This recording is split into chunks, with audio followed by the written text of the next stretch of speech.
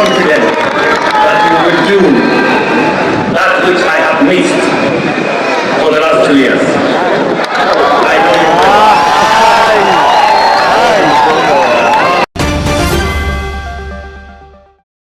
And so does my friends governors.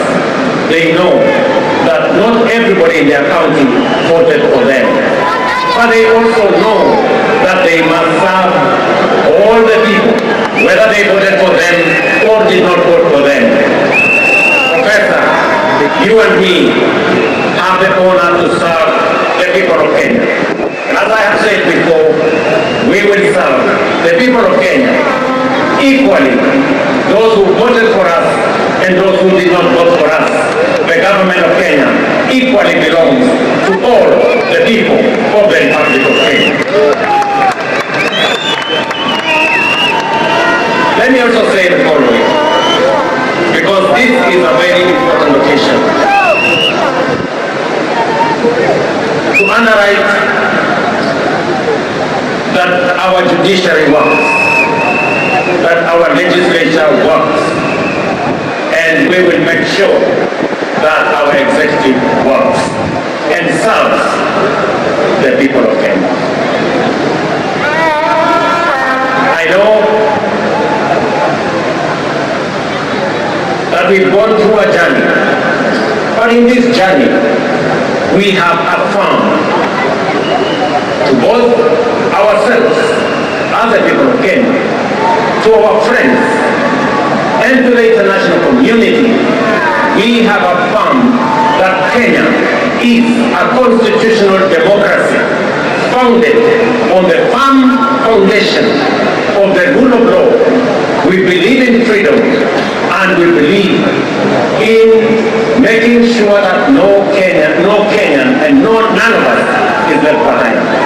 Today we stand here as a people, united, peaceful, because we are a democracy, we believe in our constitution, we believe in the rule of law, and we are a free people, and we make choices. Let me also say this, to all of us who are public servants, it doesn't matter at what level, to all of us, we are reminded on this very historic day that we serve at the pleasure of the people of Kenya, and we serve under the provisions of the law and the Constitution of the Republic of Kenya. And that none of us, irrespective of the office we hold, is greater than what our Constitution says. We must obey, we must submit to the law and to the Constitution, because that is what makes us a nation. Let me say this as I conclude. We have made stride as a nation. Today, our savings as a percentage of our GDP is growing. We have changed and we have transformed our education system. Today, we have more teachers. We just announced another 20,000 teachers. We have a new funding model that is student-based, which we are refining to make sure that no child in Kenya is left behind. My dear Professor Kindiki, I need your voice. I need your intellect to help me and to help members of our cabinet to profile the things we are doing, to speak to the things that we are doing. I have almost become a lonely voice in the executive, especially in the presidency, speaking about our projects, speaking about our programs, elaborating on what we are doing. You are eloquent, my brother. You are intelligent, my brother. I am confident that you do that which I have missed for the last 2 years. I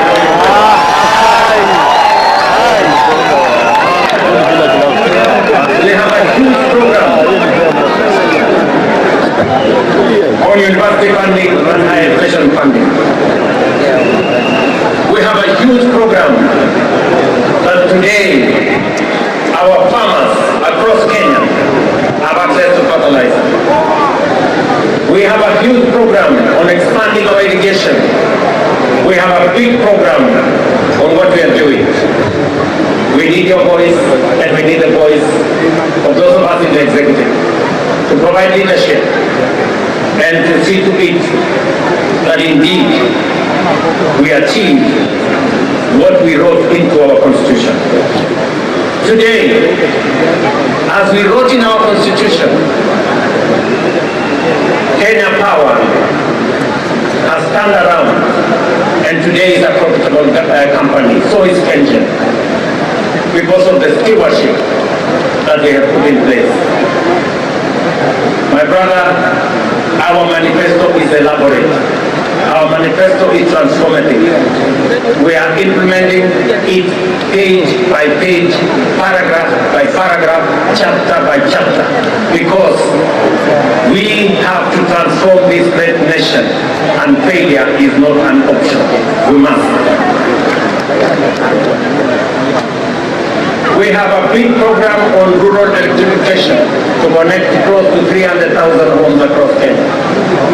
I need your support to the Ministry of Energy, who are doing a wonderful job in that exercise. We have a big program on markets across Kenya. We have a big program on housing across Kenya. Today, we have 160,000 people working in a housing program. By December, actually next month, we will begin to hand over the first 1,000 houses under our program. Under the program that will make ordinary people, Mama Mboga and Boda Boda, pay 3,000 shillings every year and access housing in the Republic of Kenya. My brother, let me tell you, our universal health coverage is underway. A bit of challenge initially, but now we are moving. And I want to tell the people of Kenya, we are going to transform this nation. And we have the team. And Professor, welcome to the team that is going to transform Kenya into a great nation that is going to make every Kenyan proud. Let me conclude by saying we have what it takes to transform the Republic of Kenya. And I am committed to making sure that whatever it takes, whatever decisions that have to be made, we will make them so that our nation can truly be transformed. As I talk to you, 10,000 young people are now engaged in climate works in Nairobi. We intend to take that in the next few months into 40 and 50,000 young people. And I commit to the people of the great city of Nairobi that we are going to clean the Nairobi River and we are going to transform it into a better, different causeway as we transform the city in the sun, the headquarters of the environment in the world, where we have UNEP in Nairobi. We're also going to roll out a program that will make sure that we tap into the private sector and make sure that we can work through public and private partnership to make sure that we roll out some of the urgent, important programs that are important for the transformation of our nation. Let me conclude by asking all of us, members of the legislature, members of the judiciary, especially our investigative institutions, to make sure that we ensure that public resources are used efficiently, effectively. I call upon the Office of the Director of Public Prosecution, the offices of the DCI and the offices of the IG to work with the judiciary so that the corrupt can be firmly, decisively dealt with in the Republic of Kenya, and the citizens of the Republic can get their due in the expenditure of public resources. I know that of recent we have seen incidences of our girls, our mothers, our women who have been murdered in cold blood. And let me say this, that the DCI and all the investigative authorities in the Republic of Kenya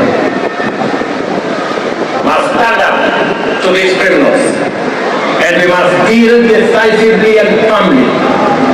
And I want to ask us as a society to be careful with strangers, to be careful with people who lure our girls, our women into situations that compromise their security.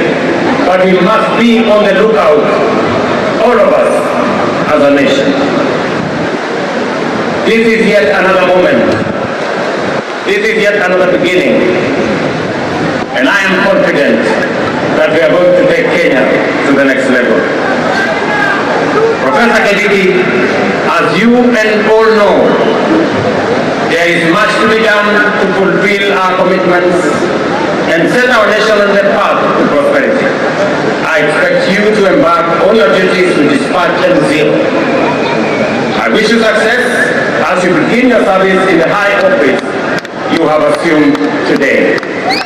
May God bless you. May God bless your family. And may God bless our great republic, the nation of Kenya. Asanteni sana. Mungu awabariki.